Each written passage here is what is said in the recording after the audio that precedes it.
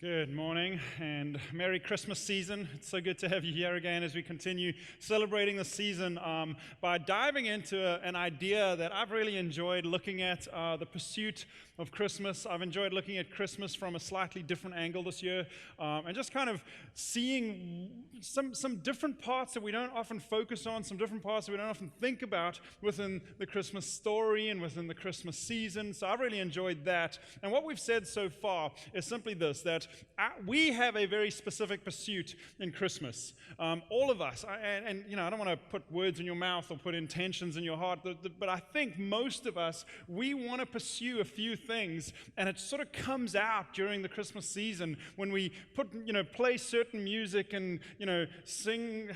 Best way to spread Christmas cheer is to sing loud for all to hear, right? Is that right? Yes, I think so.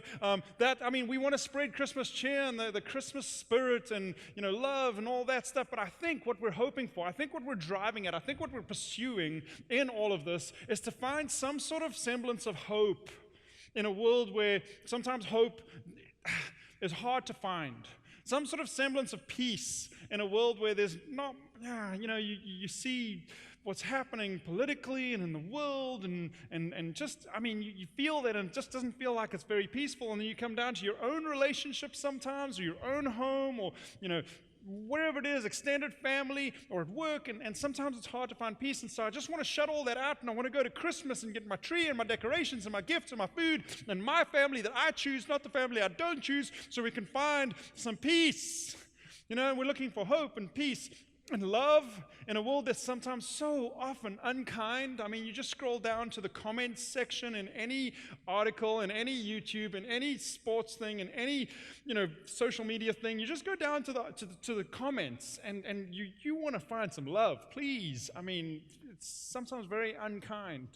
I want to find joy. That's another pursuit we have. Just find some joy and some peace and some hope and some love. All of us, that's a pursuit that all of us have. And I think Christmas is a time, this is what we said the first week, Christmas is a time where that pursuit is just sort of highlighted so much because we can shut everything else out, change all the music, change all the decorations, change everything, and yes, we can find some of that. And here's what's crazy. Here's what we've said, is in our best effort to find hope and peace and joy and love and happiness, we work so hard to find that in the midst of all of that, God has a pursuit as well. And the amazing thing that the Christmas story brings to the forefront of history, the forefront of life, is that God's pursuit of Christmas is you. His pursuit of Christmas is you. That He, as much as you want hope and peace and love and joy, He is going, I want that for you as well. And I will do everything and anything to pursue you. What we said the first week is it started in the beginning of time. It's continued throughout. At Christmas sort of brings that to the fore. And it continues from then on. That God's pursuit of Christmas is you. And He hopes, according to Christianity, that you will be able to find hope that goes beyond hope in Him. Peace in Him that goes beyond what's happening around us. Joy that goes beyond the mess that we sometimes face and the brokenness that we sometimes face and the confusion and the questions and the difficulties that we sometimes face. And love, where love doesn't seem to come naturally. But in Him, we will be able to find that. And that's the beautiful, beautiful story of Christmas. And last week, we looked at the idea that God would go to such incredible lengths. And we took some time to think about this. If you didn't hear last week's message, I'd love for you to go listen, because we went deep into this idea that the fact that, imagine, like if you think about it, that God became a man. It doesn't make sense. Goes beyond what we can understand, but that's the story of Christmas, which meant that He would stop at nothing. He would fight all the way to get to the place where we could understand that there is nothing that would stand in the way of Him pursuing you. That's the story of Christmas. Now, today I want to go down an angle that I think is really, really, really important, because sometimes, even though we know the story of Christmas, even though we know that He wants to pursue, even though, you kind of understand that God is love and all that, but sometimes there are questions about what's happening in the world, and sometimes there are questions about what's happening in me, because I know me really well, and you know you really well. And sometimes we wonder, is there something that can get in the way of that? Sure, he'll become a man and all that, but he'll try to save the world and all that. But me, I know me. And so sometimes there's a block. Sometimes there's something in me that can maybe keep me from coming closer because I don't know what he will think about me. And so today I want to kind of discover an area of truth that the Christmas story speaks about that we hardly ever look at, that I think can help this thing. And I'm telling you, I wrote it down like this. I think if we can understand this idea about Christmas, we will see that this idea is phenomenal in terms of understanding God. And it's so freeing in terms of understanding ourselves. That if we can understand this little tidbit, this little thing, and it's actually really, really simple. But if we can understand this, it will help us in understanding who He is and understanding who we are and how that all works together. It is a big, big deal. And the reason I love this so much is because there are times in my life where I question, where I have struggles, where I doubt certain things, and I'm like, oh gosh, how do I handle this? And the story of Christmas is the thing that I look at.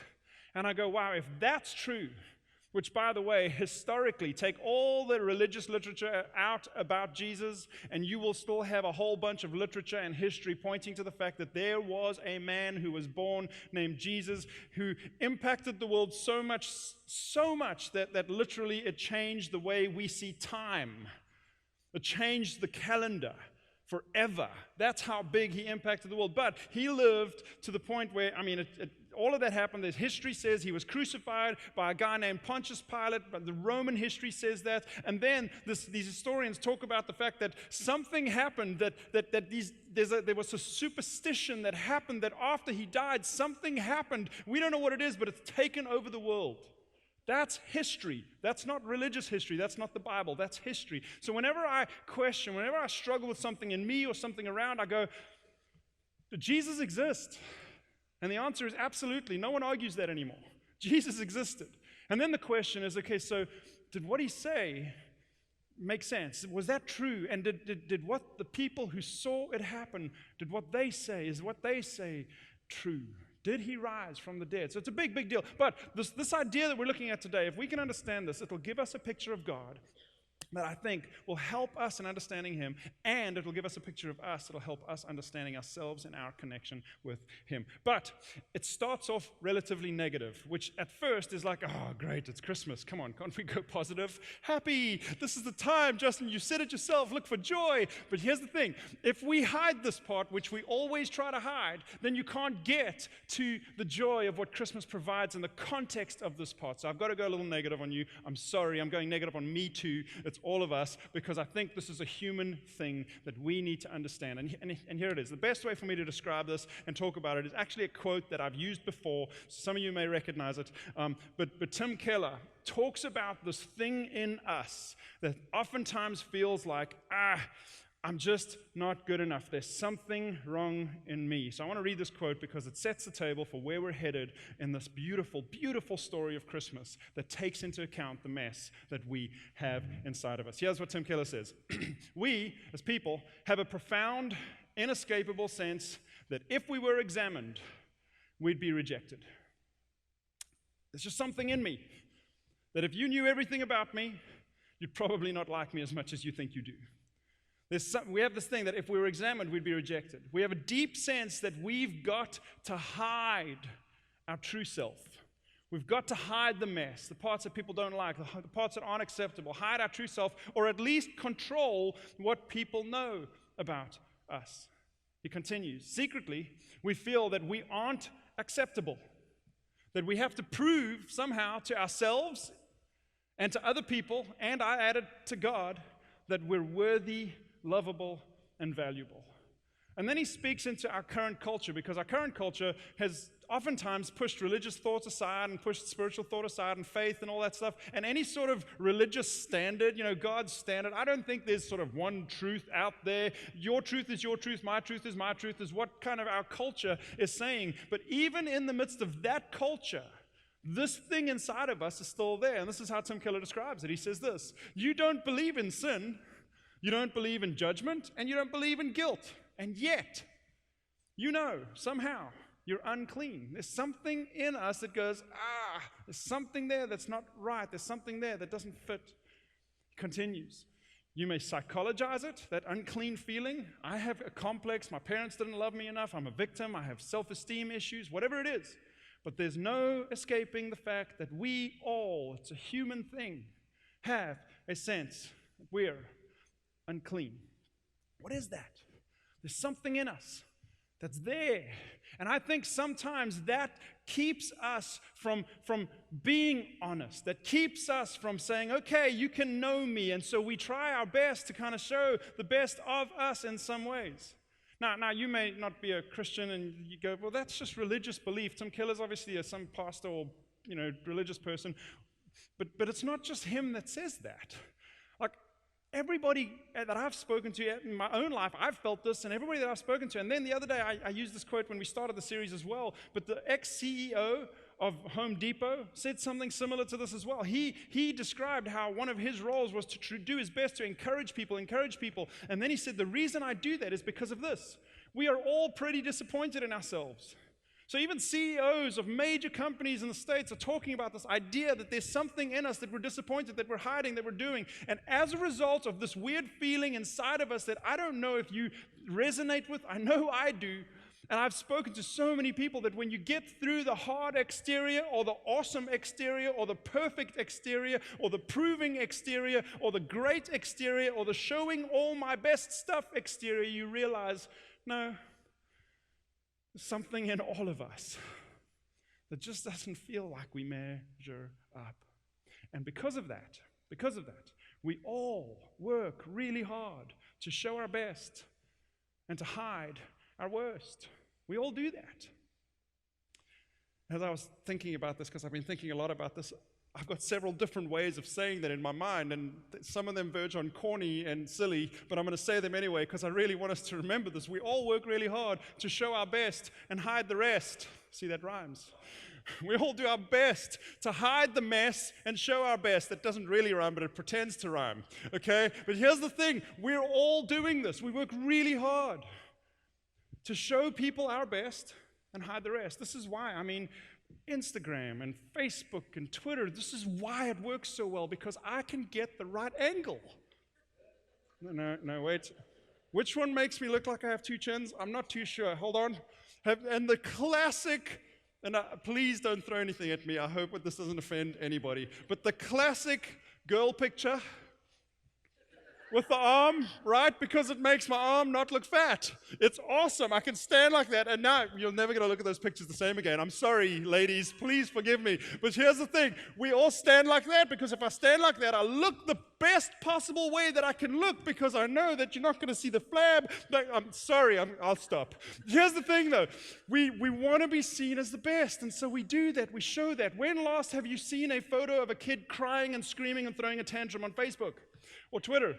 And here's the thing, you sometimes do though, but why do you? Because the parents are showing how fun they are, right? And that I can handle this, or Jimmy Kimmel told them to steal their candy, or something happened, and that's why we're showing it, and it shows how cool of a parent I am, but the motive is always to show my best. And I'm only going to show you my worst because it looks like I'm the best and I can handle that. Over and over and over, and it's taken over our world. We want to show our best and hide the rest. Show our best, hide the worst, hide the mess. This happens relationally as well. Dating is just incredible because what are you doing in dating? Showing your best, hiding the rest. Because I want to be attractive. I want you to like me. I want to be valuable. I want to be desirable. So I show my best.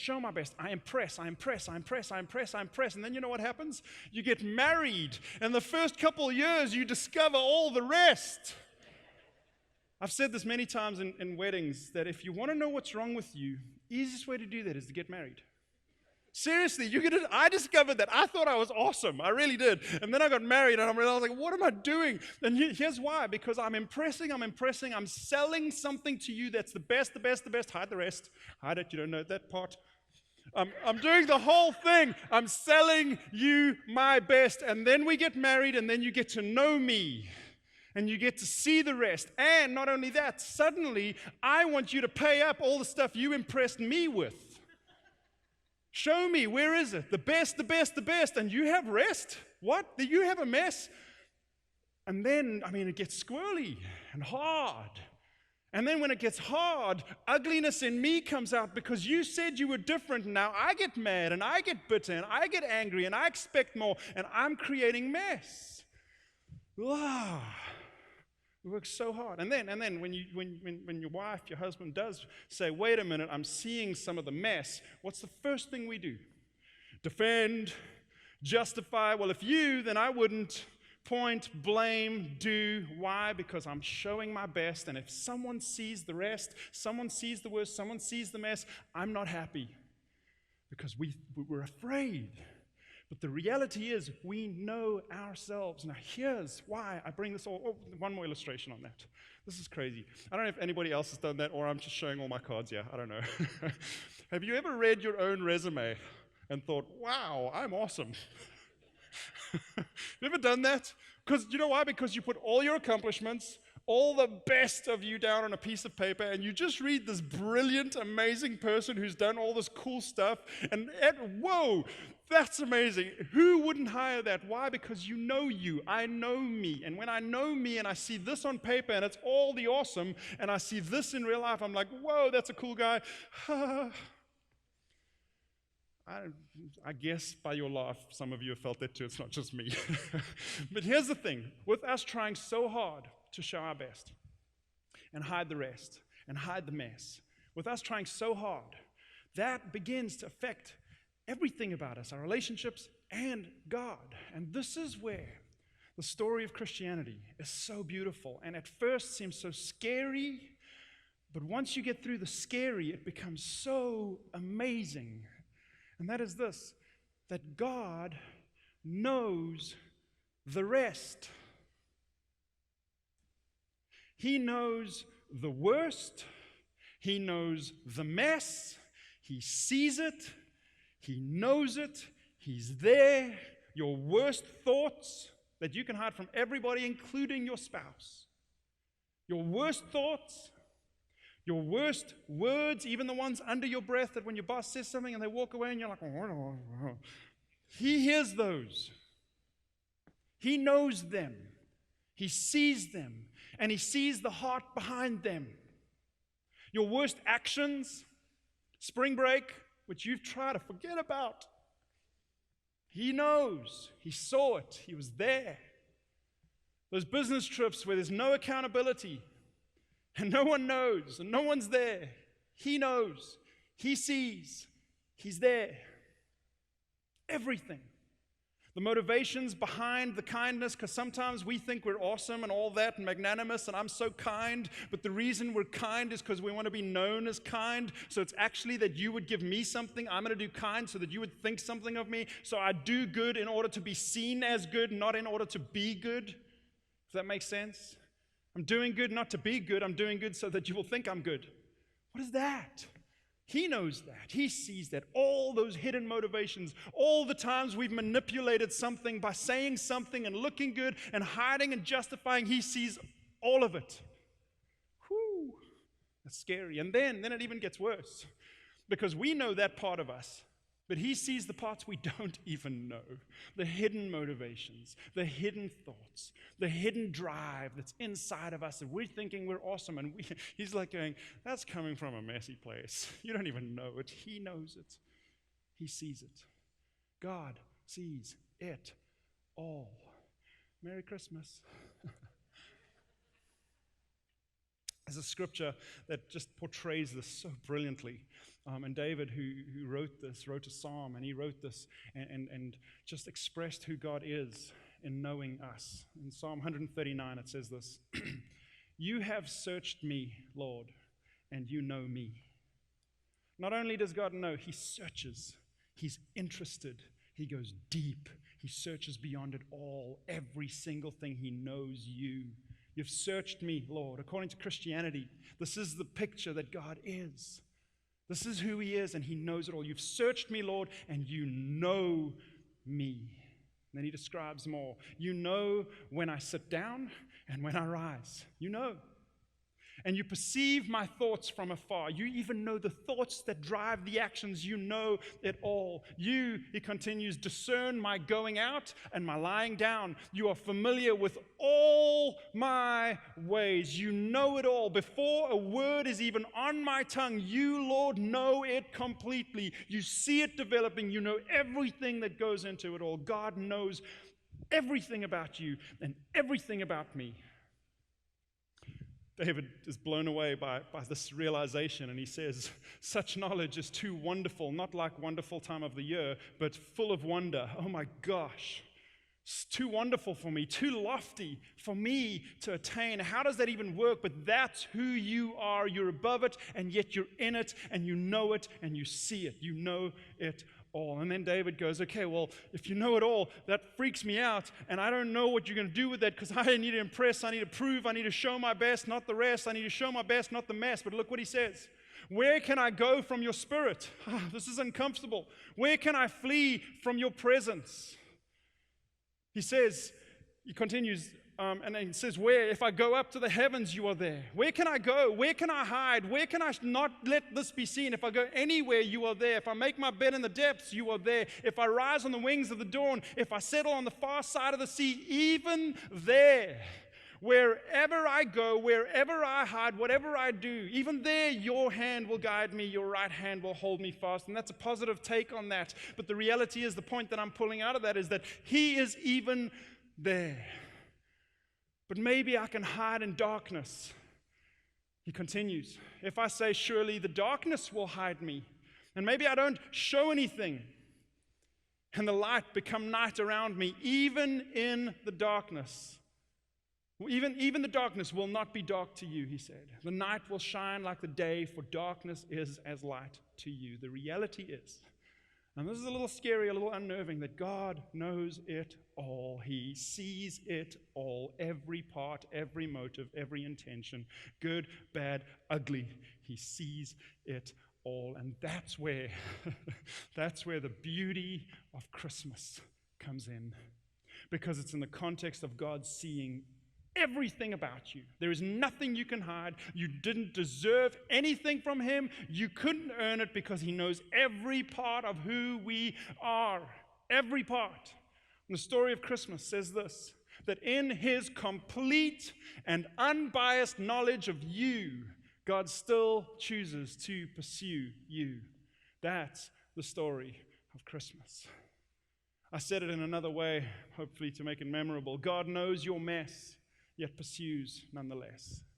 That's the story of Christmas. He knows your mess and pursues nonetheless. It's one of the most beautiful things of Christmas, that he would understand that we can't hide, and we try to hide it from everybody else. He sees it all the worst, all the best, all the everything. And we don't deserve what he's given. And we couldn't earn what he's given, and yet he says, I will pursue you, and I'm going to pursue you so much that I will literally become a man and give myself for you to take care of all the mess so that nothing can get in the way between you and me, and I want to love you. But here's the cool thing. Because sometimes we just kind of go down the road of, okay, God knows, and he still loves, even though that feels weird.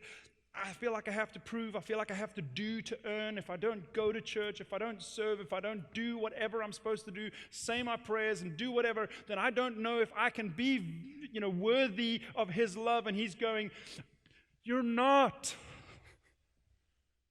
Even if you do all the best stuff, you still have the rest. And I see that part too. You are not worthy because you're not there. And I love you anyway.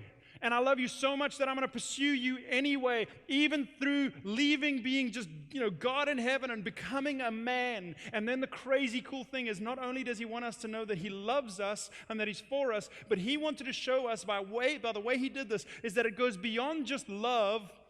And it's this beautiful, most committed, most covenantal relationship that we can imagine in our world. That's the kind of thing that he created for us and him. Paul describes the Christmas story very briefly in one of his letters, and then he goes on to explain why that Christmas story happens. And I want to read that to you. Before I do, let me tell you who Paul was. Paul's one of my favorite characters in history. This person was just amazing because he's a guy that was an incredibly strong leader, incredibly strong person who used all of his effort to try and stop the birth of Christianity. Did everything he could to stop it, because it was infringing on what he believed was right, and wanted to crush it, did everything he could, even oversaw the killings of Christians and the arrests of Christians, did all of that. And then he was like, this is stupid. Why do they keep saying Jesus rose from the dead? This is stupid. Crush it, crush it, crush it. And then he met Jesus after he had died. And he's like, oh my gosh. And it changed everything. He moved from being a persecutor of Christianity to a propagator of Christianity. And I mean, just incredible, incredible story. And Paul knew this psalm. He knew who he was, and who he was so highlighted by the fact that he was now a murderer as well. And he felt all of that, and then he met Jesus and realized that Jesus fulfilled all the old prophecies and all the old ancient scripture, all pointed to Jesus. And Paul's like, I'm done. I've got to do this. I've got to tell people about this. Now, he tells a little bit of the story of Christmas and why it happened. Here's what he says in one of his letters. He said, but when the set time had fully come, when the time was right, God sent his son, born of a woman. Christmas happened. And then he starts to say, what does that mean? How did this impact the world? Christmas happened, born of a woman, and he explains, also born under the law. And that's really important to know, because when Jesus was born under the law, that law was the requirement for people to be okay with God. That if you don't live up to all these things, if you don't show your best and fix the rest, you are not worthy. You can't be with God. You're separated from God. That was this law. You had to do all the stuff. And Jesus was born under the law for a very, very important reason. And that's this: to redeem those under the law, to pull them out of those requirements where the worthiness of who you are is no longer based on your ability to live up to certain things, do certain things, or not have the rest and the mess. Your worthiness is not based on that anymore. You were removed from that, and your worthiness was put in something completely different because of what Jesus did and because of the story of Christmas. And here's what it was put in: to redeem those under the law, that we might receive, very important word, receive, not anything we've done, receive adoption to sonship. Now listen, I don't know of a better way of expressing love to someone than adoption. Because you can say, I love you, kid. You can say, here's a gift, kid. You can say, all the best, kid.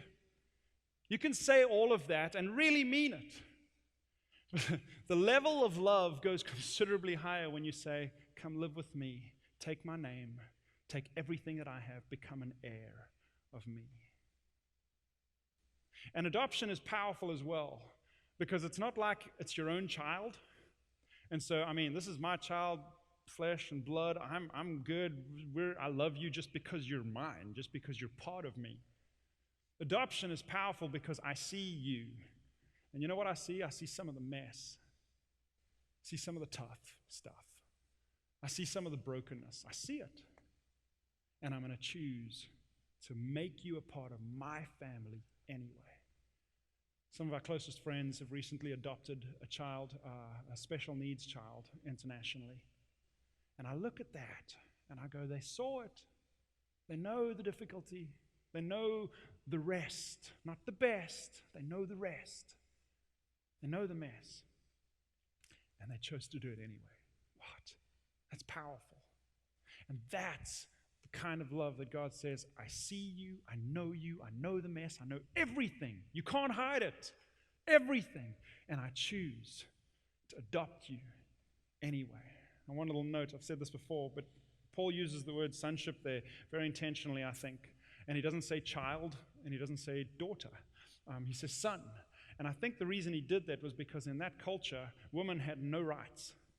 Daughters couldn't be heirs. And so I think he chooses sonship to say that sonship, being an heir, all the rights and privileges go to everyone, men and women. The same person, Paul wrote in another letter that in Christ there is no male or female. It's all the same. But he's talking about rights and privileges here. And that's the kind of love that God made possible through the story of Christmas, even though I see the mess, he would say.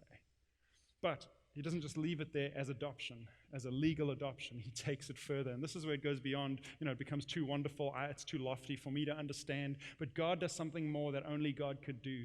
He says this, and because you are his sons, adopted, God sent his Spirit, the Spirit of his Son, into our hearts. The Spirit who calls out, Abba, Father, the most intimate and personal way of speaking to a father. So you are no longer a slave, someone who must work to please, or work to show my value, or work to show my worth, or hide the rest and only show the best. That's what a slave does. Otherwise, you are not acceptable. You are no longer that, but God's child. Not just adopted anymore, but born in a sense as God's child. His Spirit comes into us in some very real way and makes us his birth child in some very real way.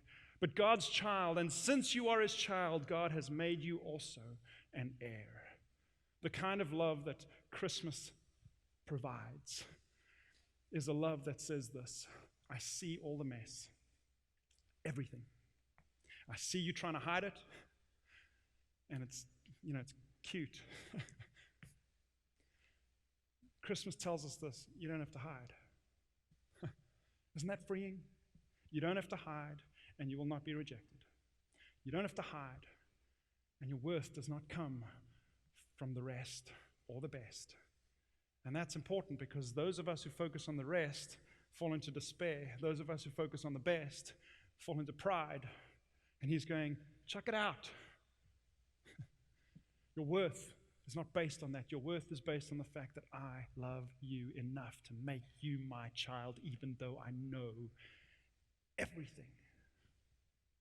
The story of Christmas is this: God knows your mess and my mess, yet pursues nonetheless. That's the story of Christmas. And that's the pursuit of Christmas. I think one of the pursuits that God has, is to help us as people. Because this whole mess that we fight and facade and show the best and hide the rest and all that kind of stuff, that whole thing is so ingrained in us as humans. And I think one of the pursuits that God has is to find you and go, you don't have to hide anymore. Surrender it to me. Trust me. I got you. I got you. So if you're here and you wouldn't call yourself like a Christian, you're a good person, you go to, you do your thing, you're wonderful, but you're not a Christian. Here's my thought for you. This season, would you take some time and consider this? Consider that the story of Christmas takes all of this into account. And consider the idea that maybe at some point there's a surrender to his view of you that doesn't throw you out, but his view of you being, you're my child and I love you. Would you accept my invitation to adoption? Would you do that? If you are a Christian, we're not immune from this, because sometimes we become a Christian and then we think we got to be perfect. And then we're not, and then we hide, and that's where hypocrisy comes from and all that mess as well. And that's more mess. So we put mess on top of the mess that we're trying to hide, and it's just weird and awkward. What if we could understand that God knows the mess, and even as a Christian, when we mess up, he's not surprised. He sees it in our heart before it ever comes out. He's not surprised, and he's not disappointed. Because he knows you, and he knows me, and he loves you, and he loves me. God sees and knows our mess, yet pursues you nonetheless. As a Christian, my hope is this: through this season, would you allow God to shine a light on the mess that you're hiding? And go, God, I want to surrender that to you too. You see it anyway, and you love me anyway. This Christmas, would you allow a moment, a time where you surrender that part of you to him as well? Christmas is awesome. There's a lot of amazing messages in it. This is one of my favorite. Let me pray for us and we'll get out of here. Father, thank you so much. Thank you so much that you didn't just say this. I mean, you did this in the most grand, amazing way by becoming a man, teaching, loving, serving, living, and dying for us, and then rising again. Oh my gosh. Help us see this message in Christmas, and help us not hide behind the mess that drives us so much, but begin to hide behind the adoption and live under the adoption of your love that can't express love any more than taking us in. We're so grateful. Help us trust that, even when it's difficult. Pray that in Jesus' name. Amen.